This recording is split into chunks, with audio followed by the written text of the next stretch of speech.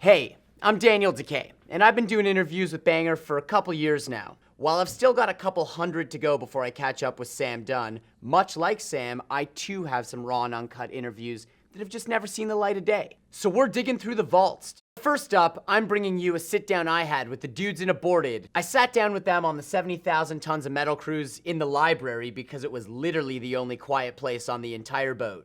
We had this crazy idea to go snorkeling together the following day. We're going snorkeling. They need an expert. I don't know if it was the sun or just the excitement of the coral reefs, but when we were actually on the boat snorkeling with Aborted, I didn't fire off a single question their way. You guys see the sharks? Yeah. No, there's a brown shark, but it's still in my pants. So that part of the adventure didn't go as planned. That's a wrap. But they did have some interesting things to say in the library. Here's Aborted on what gore and brutality really means to them. At BangerTV, we love genres and we love getting nerdy about defining characteristics of sounds. And we recently did an episode of one of our shows called Lockhorns where we talk about genres. We talked about brutal death metal. Yeah. And there's a lot of different conflicting ideas that really, when it comes down to it, what defines brutality. Right. I want to get your opinion on some of the main defining characteristics of what brutality is to you. It's a tough one. What is brutal? Brutal. What makes brutal? Well, I don't know. It's a lot of things. I mean, ranging from the drum beat, the style, the lyric theme, the voice, the growls, and well, back then maybe it was kind of easier to define genre. Now it's a lot more complicated, I would say. But yeah, I mean the tempo, growling, drums, the distortion, Intensity, of the I guess. yeah. You know, the aggression that that transpires from the music. I guess. To me, that's the most important. You know, do I want to smash someone's skull in, or do I just want to sit there and go like, oh, that's nice. Right. Yeah, You know, it's adrenaline, the aggression. Yeah, oh, that's right. smooth. You know, that's. Yeah. Do you think that lyrically that it has to be gore-centric to fit into the brutal theme? Not really. You can have an aggressive as fuck band. I mean, if you listen to, for example, Misery Index has nothing, you know, gory. It's all more politically or socially aware lyrics, and they're still heavy as shit. Yeah. So don't think that it's not because you write about destroying things that you're more brutal or not. Right. At least musically, sonically. Yeah. We're playing very extreme music, and let's be honest, you don't do it for the money. I was about to say not for the music. No. We That's do literally it. what you do it for. Yes. Yeah, we do it for the music and because we want to have fun. And I think part of all that transpires in also in the concept and the artwork and all the retarded merch that we do. We've at some point we just went like, there's enough bands being serious out there, and we incorporate all the horror gore shit, but we also want the artwork or the concept or whatever we're doing or the shows even to show this is who we are. This is actually who we are as people. We're just a bunch of fucking nerds having a good time. And I think whenever we make decisions on what tour we're gonna do or whatever we're gonna do, we just want it to be in that whole spirit of we got to be happy doing it and having a good time doing it. Yeah. A lot of people are into horror movies and gore, and there's a lot of that in the world of metal. But I find with Aborted, you take it a bit to the next level. Where did your obsession with extreme gore really come from? I have a very sad life. Okay. I go home every night and I cry a lot. So That all makes two of us, those man. emotions come up and it's hard. Yeah, it's so tough. yes, and then pen and paper. Just watch a lot of Reanimator when you were a teenager, I imagine. Yeah, pretty much. Yeah, Yeah, that's it. It's like I want to be the doctor, but You yeah. find like protection in horror movies, like Yes, it's like a like blanket. a harbor. Yeah. Yeah, it's a security blanket.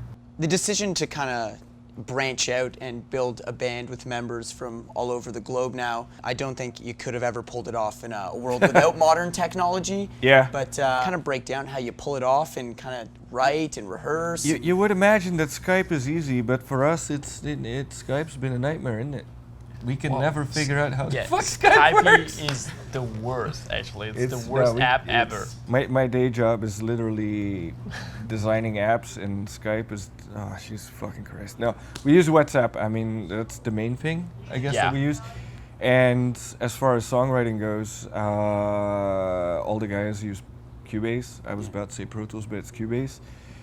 They use Cubase. Everybody makes demos. He demos them out in Guitar Pro, right? Yeah, mainly. And then we just do pre-productions of everything, send it around. Everybody has his comments. Then I record vocals to whatever's done, and then we just actually did the first time we play the songs together is when the record's already out. So it's a interesting. Whoa, Yeah, really? Yeah. You don't even collaborate in the same studio at the same time to put together records? Well, we do, but it's, you know, Not drums are live. recorded Right, separately. right. It's not like a band playing together. So when we did a show for Amsterdam Metal Fest, Yeah. that's actually when we had a practice before, and that was the first time everybody played all the songs together as a band from Gore. That's nuts, dude. Yeah. That's crazy. That show was fun. Yeah. It was really fun. And then we realized those are cool album songs. Let's not play them. It's totally would be completely impossible without modern technology. Yeah. Though. Otherwise, you have to get everyone in a room together. I imagine it being hard faxing riffs. Yeah, totally. Or Morse code riffs. Yeah. Do you get together and rehearse before a tour, or do you just? Yeah. It, you know, depending how much time we have, but usually we try to book in, like, I'd say like a week almost. Yeah, pretty much. Yes, we don't have the luxury of, you know, like a lot of other bands, so we have to do it that way. It's ambitious. Yeah, it's pros and cons. One of the pros is we're actually happy to see each other when we Yeah. see each other, because like now too, we haven't seen each other in 3 months. So It's a pretty cool place to meet Yeah. up, though, on a boat in the middle of the ocean, right? Let's go on vacation together and play at 3 a.m. One of the earlier times I saw Aborted was in 2010. I saw you on that tour with Augury. All right. And you were pulling double duties on those shows. You were doing Yes. 2 sets a night playing with System Divide. How do you maintain your voice on the road? I get very angry at people all the time. So, no, I don't know. The main important thing to maintain that is sleep enough and drink a lot of water. There's really not much more to it. Yeah. Do you abstain from alcohol when you're on tour? Do you? It is, as far as drinking goes, I know if I get shit-faced, it's gonna suck the next day. And ultimately, people pay to see you. They should get the best that, you know, you can give them. It's thanks to the fans that pay to see you that you're able to do this shit. So it's only respectful for the people that pay to see you for you to be able to give a good performance. Right. And being a total drunk retard, sound like shit is not respectful. No, you're 100% right. And I think it's really fucking admirable of you to have that point of view on it, because as you know, a lot of bands, even some of like our heroes from the day, were known for their drunken performances, and they weren't always awesome. And that's a bummer when you go see a band you like and they suck. Yes. It's a huge bummer. really- I've really- been Oh, on the I know. receiving end of that many times. I think we've all been there, and I think that's a very good learning experience too, for yourself to see, like, okay, I know how I feel when I saw that, and I don't want to do that to someone else. Right. Dude, it's a pleasure chatting with you. Thank you so Likewise. much. My pleasure. And you know what? I'm gonna rock a couple coffees and come see you guys at 3:15 in the morning That'd be tonight. super awesome. If I don't see you, I will come remember get you. you.